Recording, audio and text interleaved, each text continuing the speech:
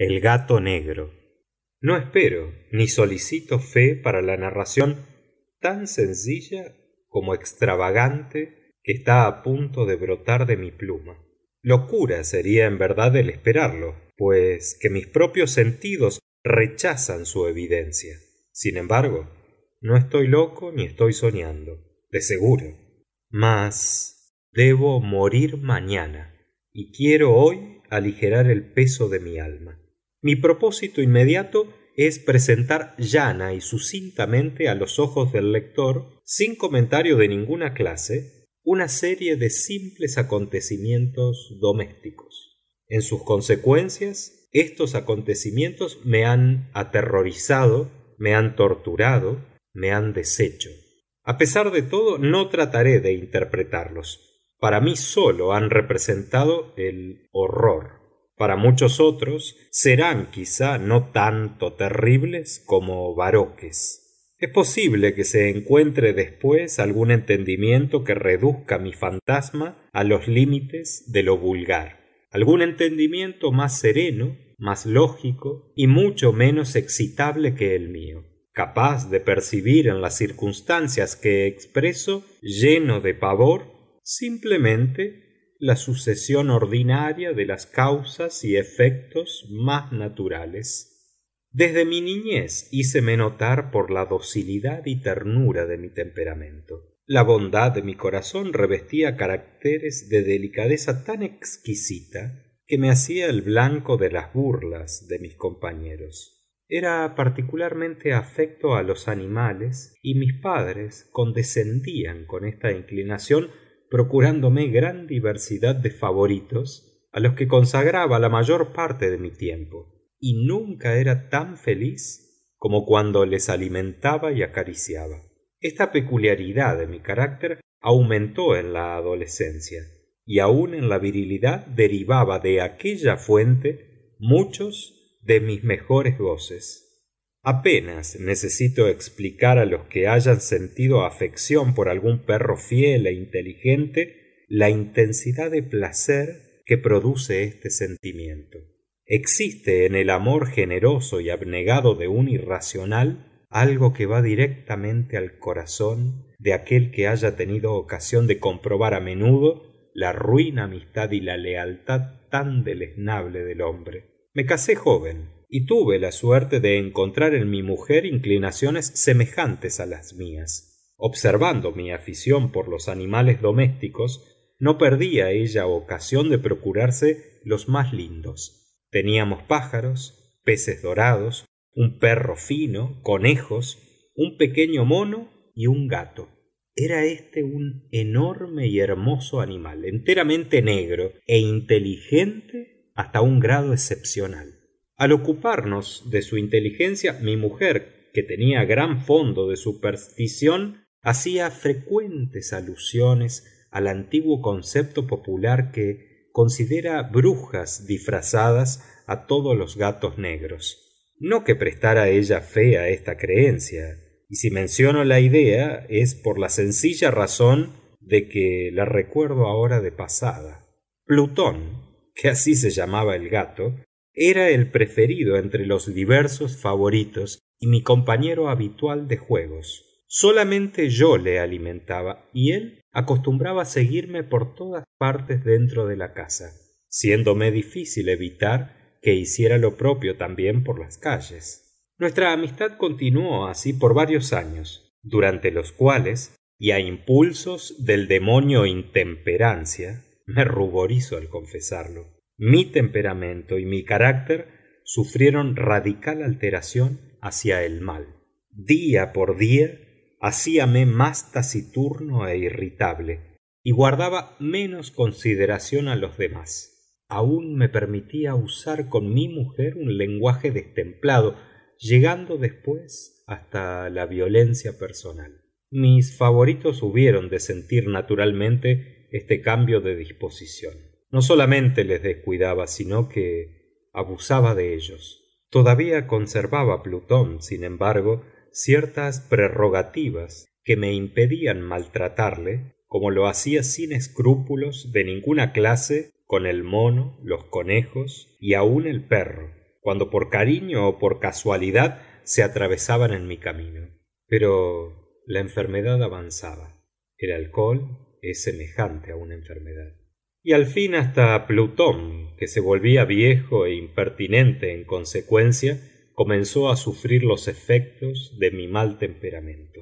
Una noche en que regresaba a casa muy embriagado, después de una orgía en una de mis guaridas habituales en la ciudad, se me ocurrió que el gato evitaba mi presencia. Cogíle entonces, y en su terror por mi violencia, me infirió una pequeña herida mordiéndome la mano. Instantáneamente se apoderó de mí una furia demoníaca. No me conocía a mí mismo. Mi alma prístina parecía haber escapado en aquel momento de mi cuerpo, y una maldad diabólica, nutrida por la ginebra, estremecía todas mis fibras. Saqué un cortaplumas del bolsillo de mi chaleco, abríle y deliberadamente arranqué de su órbita uno de los ojos del animal.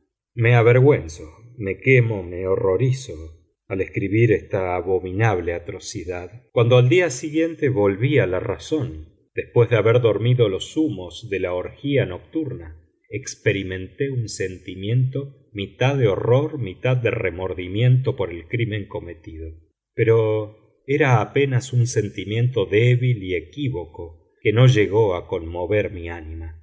Me sumergí de nuevo en los excesos y ahogué pronto en vino la memoria de mi hazaña. Al mismo tiempo el gato se recobraba lentamente. El hueco vacío del ojo presentaba, es verdad, terrible aspecto, pero el animal no parecía sufrir ningún dolor. Iba y venía por la casa como de costumbre, mas, como era de esperarse, huía aterrorizado a mi aproximación.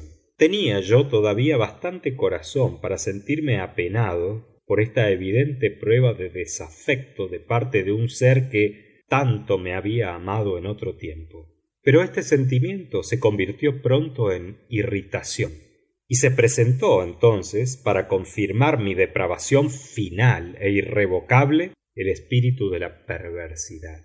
De este espíritu no se ocupa la filosofía. Sin embargo, no estoy tan cierto de la existencia de mi alma como de que la perversidad es uno de los impulsos primitivos del corazón humano, una de las facultades primordiales e indivisibles que definen la orientación del carácter del hombre. ¿Quién no se ha sorprendido 100 veces cometiendo alguna acción vil y torpe por la sola razón de que no debería hacerlo? ¿No existe acaso en nosotros cierta perpetua inclinación a violar la ley contra todo el torrente de nuestro buen criterio, y sólo porque comprendemos que tiene razón de ser? El espíritu de perversidad, decía, vino a poner el colmo a mi depravación. Aquella ansia infatigable del alma de vejarse a sí misma, de violentar su propia naturaleza, de hacer el mal por puro gusto, me impulsaba continua y tenazmente a consumar el daño que había infligido al inofensivo animal. Una mañana, a sangre fría, pasé un lazo a su cuello y lo colgué de la rama de un árbol. Lo ahorqué con lágrimas que corrían de mis ojos y el remordimiento más amargo que laceraba mi corazón. Lo ahorqué porque sabía que me había amado y porque sentía que no me había dado motivo de ofensa. Lo ahorqué porque comprendía que al hacerlo así cometía un pecado mortal que exponía mi alma a encontrarse, si tal era posible, más allá de la gracia infinita del Dios más misericordioso y más terrible. En la noche del día en que cometí esta crueldad, desperté a los gritos de incendio. Las cortinas de mi cama estaban convertidas en llamas. Toda la casa ardía. Con gran trabajo pudimos escapar de esta conflagración, mi mujer, mi criada y yo. Todas mis riquezas desaparecieron repentinamente, y desde entonces me entregué a la desesperación. Estoy por encima de la flaqueza de establecer relación alguna de causa y efecto entre el desastre y la atrocidad cometida, pero refiero una cadena de acontecimientos y no quiero dejar ningún eslabón incompleto. Al día siguiente del incendio visité las ruinas. Todos los muros, con excepción de uno, se habían desplomado. El que continuaba en pie era la pared no muy gruesa de una habitación situada en el centro de la casa, y contra la cual descansaba antes la cabecera de mi lecho. El estuco había resistido allí en gran parte la acción del fuego, hecho que atribuí a su reciente aplicación. Densa muchedumbre se había apiñado cerca de este muro, y muchas personas parecían examinar cierta parte con viva y minuciosa atención.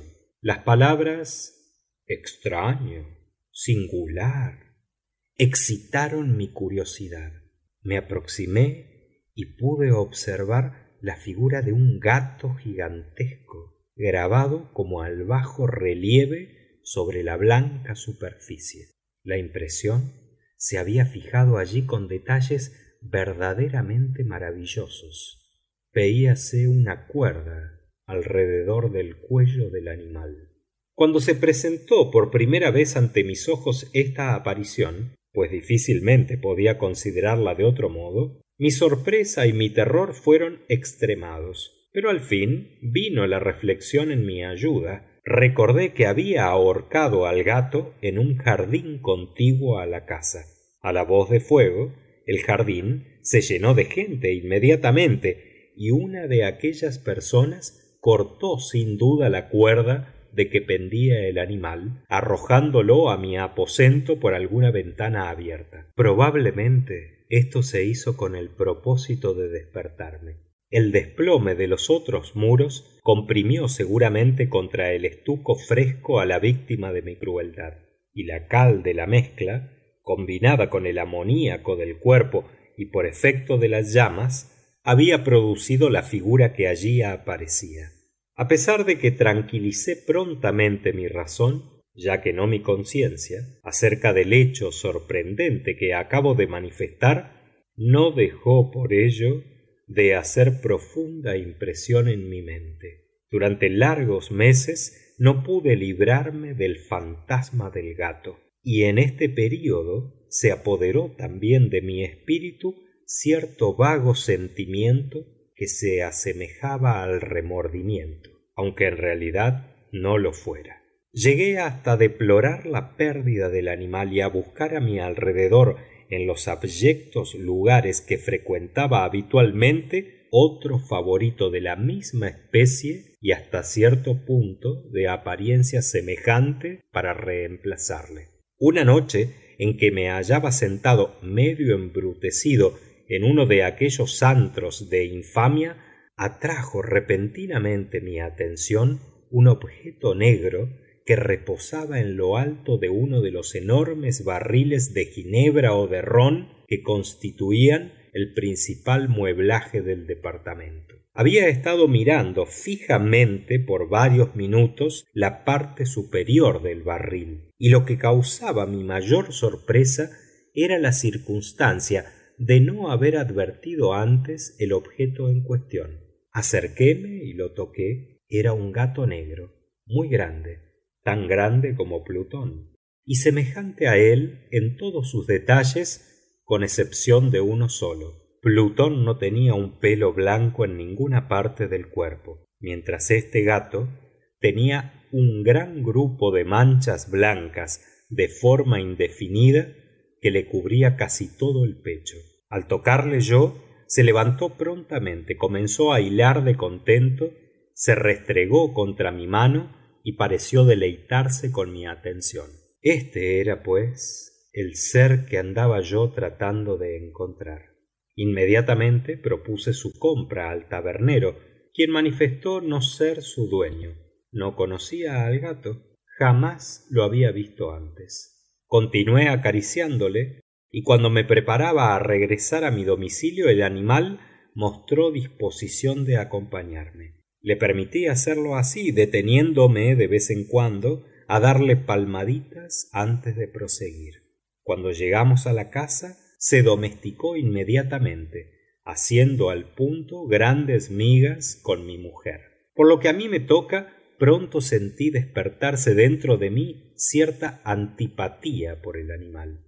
Era justamente lo contrario de lo que esperaba, pero no sé cómo ni por qué su evidente afección me repugnaba y me hastiaba. Poco a poco, este sentimiento de tedio y repugnancia se convirtió en odio acerbo. Evitaba al animal, pero cierta sensación de vergüenza y el recuerdo de mi crueldad anterior me impedían maltratarlo. Durante varias semanas no lo golpeé ni lo traté con violencia en forma alguna, pero gradualmente, muy gradualmente, llegué a mirarlo con aversión intolerable y a huir en silencio de su odiosa presencia como de un hálito pestilente. Lo que aumentó indudablemente mi aversión por el animal fue el descubrimiento, a la mañana siguiente de haberle traído a casa, de que, a semejanza de Plutón, se hallaba privado de un ojo. Esta circunstancia, sin embargo, lo hizo más caro a mi mujer, quien, como dije antes, poseía en alto grado aquella humanidad de sentimientos que había sido en otro tiempo uno de mis rasgos distintivos y fuente de muchos sencillos y puros placeres. Con mi odio por el gato parecía aumentar, sin embargo, su predilección por mí. Seguía mis pasos con pertinacia tal que sería difícil hacer comprender al lector. Dondequiera que me sentase, se acurrucaba bajo la silla o saltaba sobre mis rodillas, cubriéndome de sus repugnantes caricias. Si me levantaba a pasear, se metía entre mis pies, casi haciéndome caer, o clavando en mis vestidos sus largas y afiladas garras, se encaramaba de este modo hasta mi pecho. En tales momentos, aun cuando hubiera deseado aplastarlo de un golpe, sentíame cohibido para hacerlo, parte por el recuerdo de mi crimen anterior, mas principalmente, dejadme confesarlo al fin, por el terror absoluto que me inspiraba el animal. Este terror no era precisamente de daño físico, y sin embargo no sabría cómo definirlo. Me siento casi avergonzado de confesar, sí, aún en esta celda de criminal estoy casi avergonzado de confesar, que el espanto y el horror que el gato me inspiraba se aumentaban por una quimera de lo más fantástica que es posible imaginar. Mi mujer me había llamado la atención más de una vez sobre la índole de la mancha de pelo blanco de que he hablado, y que constituía la única diferencia visible entre este extraño animal y el que yo había ahorcado. El lector recordará que esta marca, aunque grande, era al principio indefinida, mas por pequeños grados casi imperceptibles, y que mi razón luchó mucho tiempo por rechazar como fantasías, había asumido al fin rigurosa claridad de líneas. Representaba ahora un objeto que me estremezco de nombrar, y por eso, sobre todo, aborrecía y temía, y me habría librado del monstruo de buena gana si me hubiera atrevido. Representaba ahora, decía, la imagen de algo espantoso, una cosa horrible, el patíbulo. Oh lúgubre y funesta máquina de horror y de crimen, de agonía y de muerte. Y me encontraba yo verdaderamente desventurado, más allá de los límites de miseria que es dado soportar a la pobre humanidad. Y había de ser una bestia irracional, a cuyo semejante destruí con menosprecio. Había de ser una bestia irracional quien me causara a mí, un hombre formado a imagen del supremo Dios, este sufrimiento intolerable. ¡Ja! Ni de día ni de noche volví jamás a saborear la bendición del descanso. Durante el día la bestia no me dejaba solo un momento, y en la noche despertaba a cada instante de sueños de terror insuperable para sentir sobre mi rostro el ardiente aliento de la cosa y su flácido peso oprimiendo eternamente mi corazón como pesadilla encarnada que no tenía el poder de sacudir. Bajo la presión de tortura semejante sucumbieron los pocos restos del bien dentro de mí. Los malos pensamientos eran mi sola compañía, los más negros y depravados pensamientos. La acostumbrada irritabilidad de mi carácter aumentó hasta el aborrecimiento de todas las cosas y de toda la humanidad, mientras mi mujer, sin una queja, era, ay de mí, la víctima diaria y paciente de los súbitos, frecuentes e incontenibles arranques de furia a que entonces me abandonaba ciegamente. Un día me acompañaba ella en algún recorrido casero por los sótanos del viejo edificio que nuestra pobreza nos compelía a habitar. El gato me seguía por las escaleras y haciéndome casi precipitar me exasperó hasta la locura.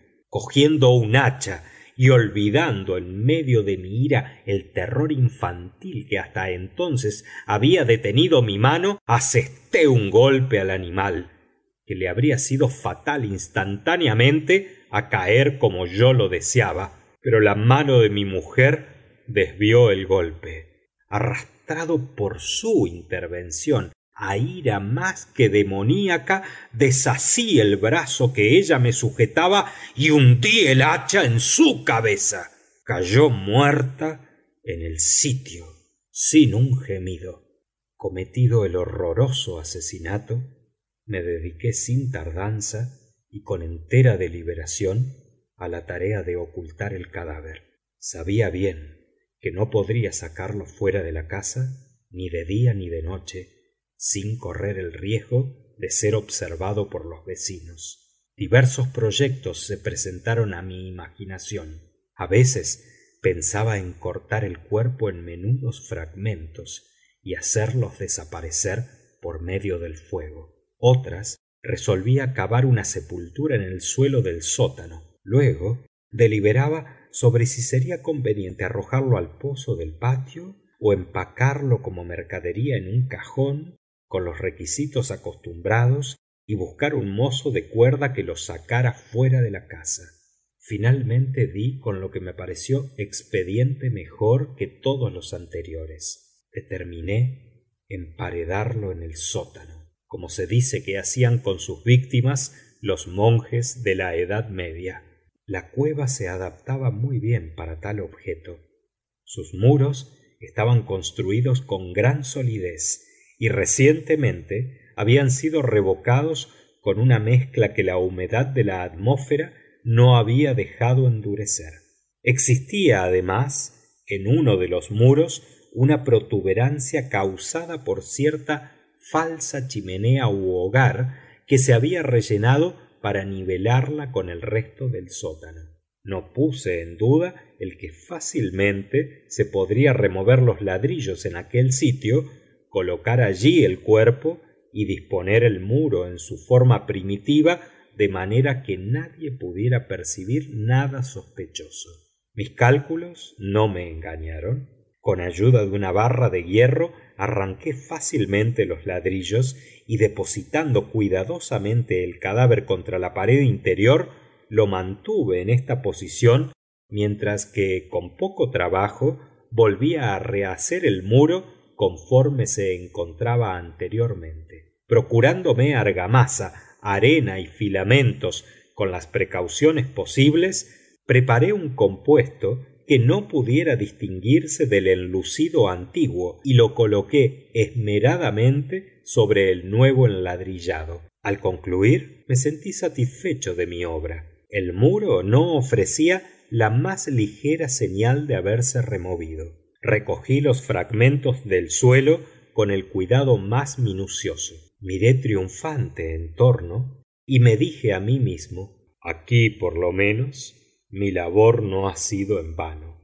Me preocupé enseguida de buscar al animal que había causado tanta desventura, porque al fin había resuelto firmemente deshacerme de él. Si me hubiera sido dado encontrarle en aquel momento, su suerte no habría sido dudosa, mas parecía que el taimado gato, alarmado por la violencia de mi cólera, evitaba afrontar mi actual disposición. Es imposible describir o imaginar la intensa sensación de reposo bienaventurado que produjo en mi pecho la ausencia de esta detestada criatura. Tampoco apareció en la noche, y así, por una vez siquiera, desde su llegada a la casa, dormí con sueño profundo y tranquilo. Dormí, ¡ay!, a despecho del asesinato que pesaba sobre mi alma. Transcurrieron el segundo y el tercer día, y mi atormentador no se presentó. Respiré de nuevo como hombre libre. El monstruo, en su terror, había abandonado la casa para siempre. No lo vería más. Mi felicidad era suprema. La perversidad de mi negro crimen me molestaba apenas. Tuvieron lugar algunos interrogatorios que fueron contestados fácilmente. Aún se procedió a una pesquisa, mas, por supuesto, nada pudieron descubrir. Creía ya asegurada mi felicidad futura.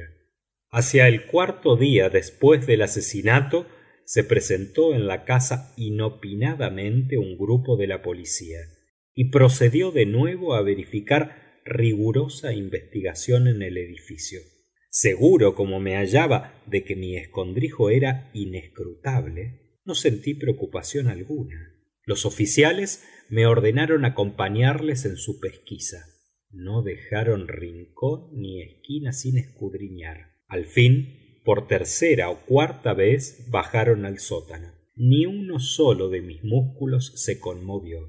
Mi corazón latía tranquilamente como el de aquel que duerme en la inocencia. Paseé la cueva de un extremo al otro. Había cruzado los brazos sobre el pecho y vagaba sin inquietud de acá para allá. La policía se mostró enteramente satisfecha y se preparaba ya a partir.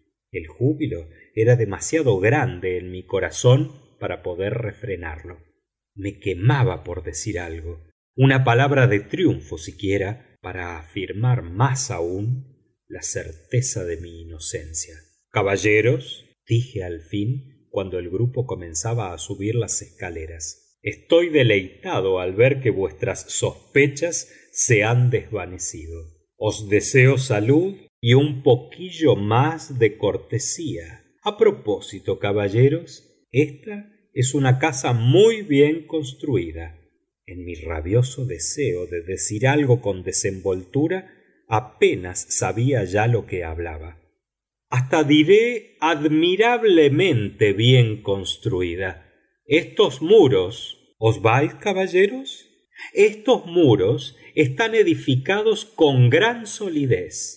Y entonces, por puro frenesí de bravata, golpeé pesadamente con un bastón que llevaba en la mano la misma construcción de ladrillos tras de la cual se encontraba el cadáver de la esposa de mi alma. Pero así me libre Dios y me defienda de las fauces del enemigo.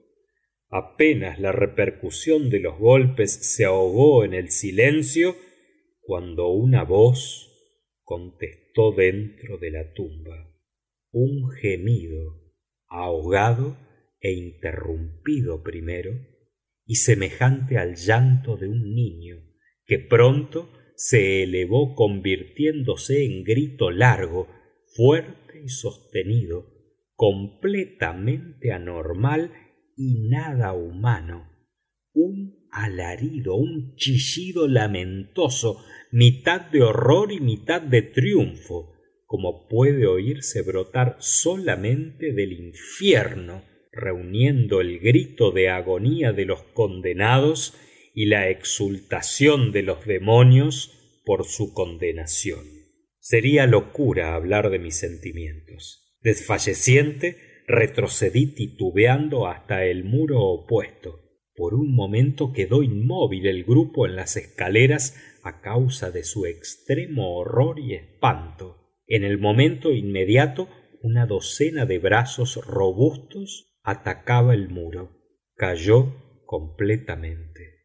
El cadáver, ya descompuesto y cubierto de grumos de sangre coagulada, permanecía erguido ante los ojos de los espectadores. Sobre su cabeza, con la roja boca distendida y echando fuego por su único ojo, estaba la asquerosa bestia cuya astucia me indujo al asesinato y cuya voz informe me entregaba al verdugo. Había emparedado al monstruo dentro de la tumba. El gato negro.